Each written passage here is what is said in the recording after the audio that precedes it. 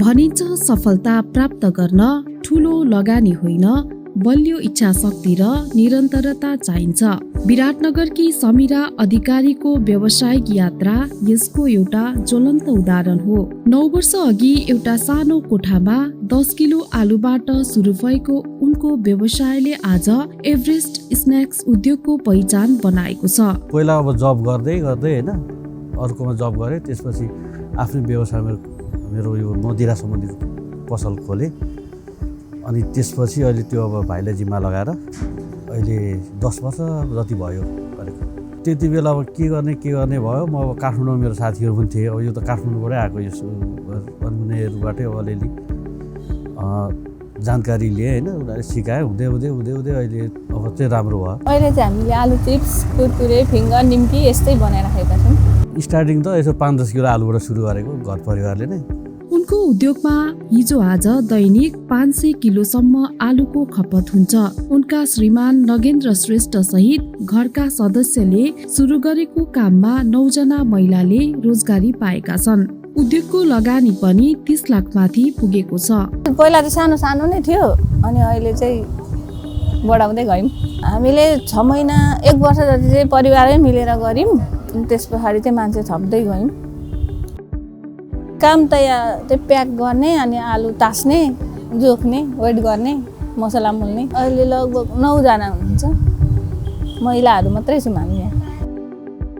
स्टार्टिङमा त त्यति धेरै थिएन, 10-15 हजार सुरुमा चाहिँ। अहिले त अब फ्याक्ट्री छ 20-25 लाखको। उत्पादन गरेको सामग्री विराटनगर इटहरीदेखि पहाडी जिल्ला इलामसम्म पुग्छन्। बजारको बढ्दो मागले समीरा र नगेन्द्रलाई हौसला दिएको छ। डिलर बनाएको छ। विराटनगरमा 2-3 डिलर छ। इटहरीमा छ एउटा, गच्छियामा छ।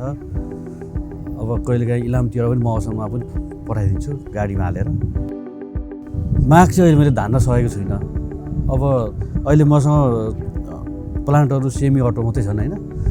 अब यसलाई अटोमेटिक गर्न पाएदेखि चाहिँ झन् सजिलो हुन्थ्यो। सबै खर्च कटाएर अब मेरो विचारमा 1 लाख जति बस्छ। समीराको व्यापार चिप्समा मात्रै सीमित छैन। पछिल्लो समय उनी र नगेन्द्र जुटको झोला बजारीकरणको अभियानमा पनि जुटेका छन्।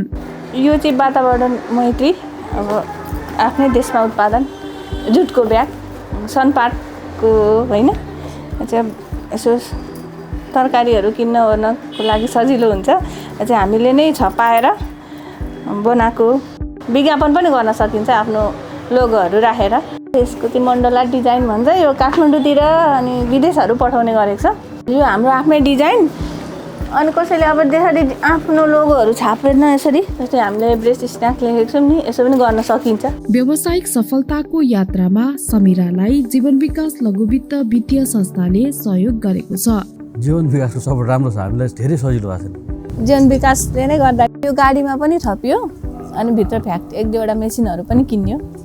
सानो लगानीबाट पनि उद्योग सुरु गर्न सकिन्छ भन्ने सन्देश दिएका समीरा मासिक 1 लाखसम्म आम्दानी गर्छिन्। उनले व्यवसायलाई विस्तार गर्दै लैजाने योजना बनाएकी छन्। यो फ्याक्ट्रीलाई अझै अटोमेटिक प्लान्ट बनाउने योजना छ, अझै ठुलो। यसलाई यो सानै छ, अब अझै मेसिनहरू थप्ने विचार छ।